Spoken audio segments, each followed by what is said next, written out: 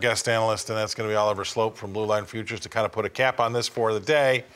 Anything jump out at you when we talk about the meats there, Oliver? Well, similar to corn, just kind of a quiet trade. The most range-bound trade, feeder cattle, live cattle also range-bound, which I think is probably going to continue. I know a lot of people are still pretty optimistic about the cash market continuing to firm up, but from the beginning of the year, we've been mostly range-bound there too, 155 to 160, and I think to really get a bigger move upwards in futures, we're going to need a bigger breakout in the cash market. I'm not so sure that's going to happen with some of the economic data that we saw coming in hotter than expected. Probably means the Fed is going to have higher rates for longer, is kind of the way I'm looking at it. So that's a big caution flag here going forward.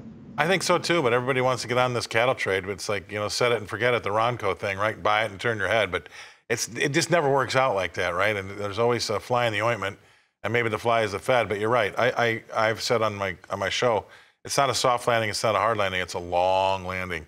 We're definitely going to be talking about inflation for the next presidential election, too. And if you remember, it took us 4 presidents to get rid of that problem the last time around. Nixon, Ford, Carter, and Reagan. And you probably weren't around for those, but I was. I hate to say that, but that's what we're looking at here. So appreciate you coming on. Always good stuff, Oliver. Great technical levels. Really like that stuff.